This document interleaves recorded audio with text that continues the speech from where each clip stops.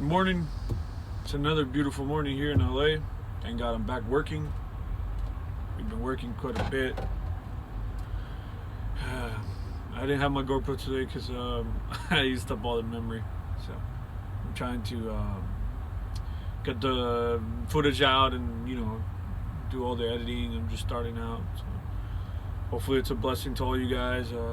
I was changing some tires and stuff. My dad was around. My brother was around. It's kind of like we were just enjoying ourselves, having a good time while we were working.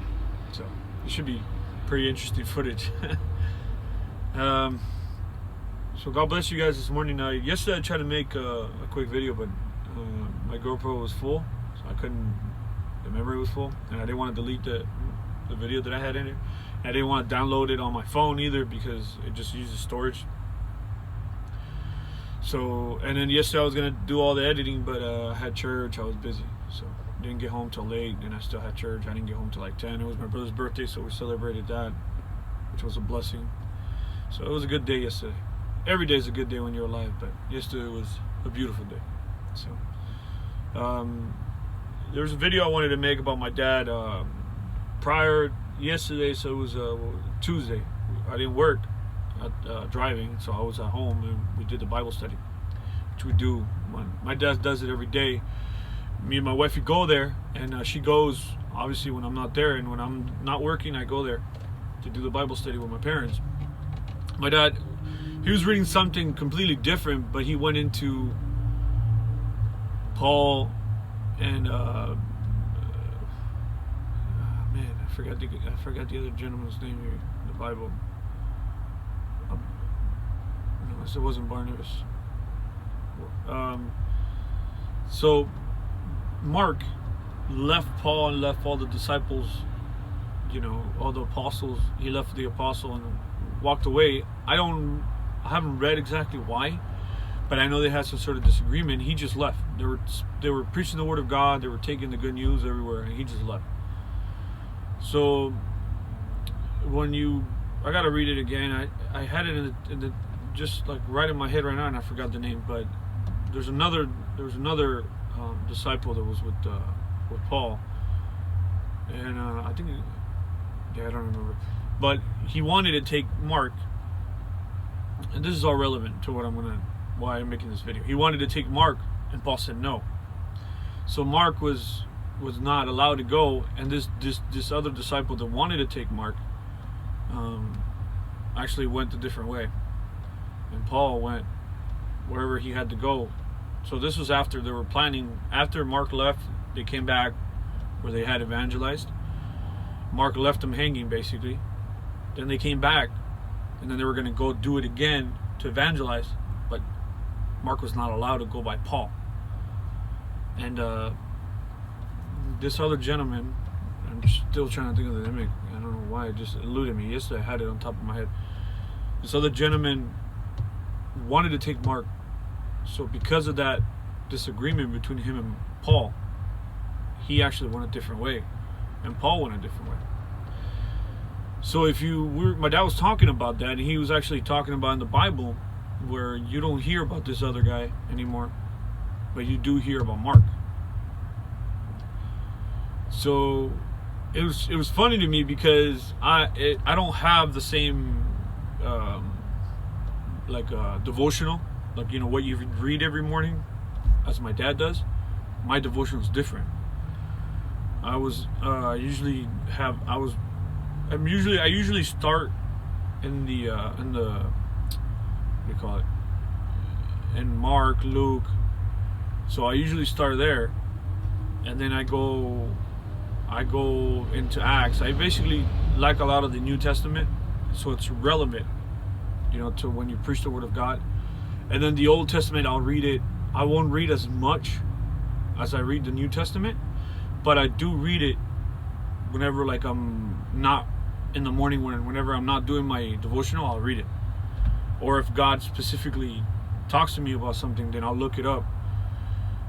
So my reason why I'm explaining all this was because yesterday my dad had talked about, it was on Tuesday, my dad had talked about that. It wasn't a devotional. And then on Wednesday, since I'm reading Acts, I actually read about that.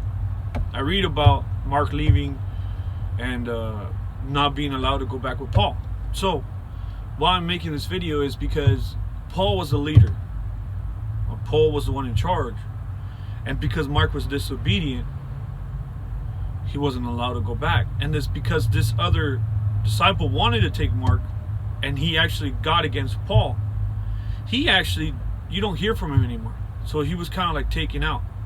And Mark, because he actually got back on his feet, asked for forgiveness, and started going along with the vision again with Paul. Excuse me. He actually went back in the graces of Paul and the Lord.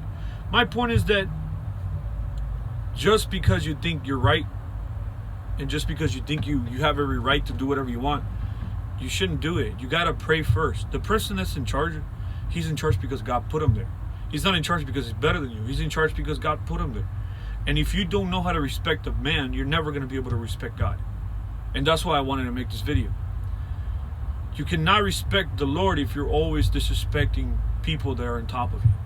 You need to respect the people that God put in front of you. Your pastor, your parents. You might not agree with it, but you still have to. The Bible teaches that clearly, that God works as a hierarchy. Everything works as a chain of command. There's one person on top, there's another person below it. So God is always on top of everybody, but you still have a leader. I have a pastor, which is my father. So besides him being my dad, he's actually my pastor as well. So is my mom. So we have authority over us. And if we're always fighting with authority, not just worldly authority, like a police officer or a judge, you're talking about spiritual authority, which is the highest, And this is not a person that's going to make you jump off a bridge. This is a person that tells you, hey, you know what? This is how we're going to do it. This is what the Lord told me. And if you're arguing with that person, you're not helping yourself. You're not. And that's why people always ask me, oh, well, I don't get blessed like so-and-so. Well, I don't receive like so-and-so. But if you're always argumenting, if you're always like combative, when it comes to the Word of God or the person that God put there, you're never going to get anywhere. I mean, you're not. As simple as that. There's no two ways about it. Don't try to beat it around the bush. If you don't do what that person tells you, what that leader tells you, and you're not obedient to that person that God put in front of you as your leader, you're never going to get anywhere. And God spoke to me about this, and I wanted to make this video because of that. Let's just respect our authorities and let's move forward. In the Bible, there's a part in Thessalonians where Paul actually says that, and you guys can read it. It says, I can look for it and I can put it on there, but it's on Thessalonians. It says clearly that Paul tells us, if a brother is not with the vision, if a person that's in church is not with the vision, don't hate them, but don't share time with together, because obviously it's just like the story about the apples. One apple ruins all the other apples, and you think, well, if I have God, how is that going to ruin me? It might not ruin you right away, but it's going to put seeds in your head that you shouldn't have there. You shouldn't be conforming yourself to people that don't love God, or they're not with the vision, because it's only going to affect you. And I'm only making this because God told me, not for any other reason. So let's keep our head up. Let's read the Word of God and let's practice what the Word of God says. And that's why I wanted to post this up. All right, guys. God bless.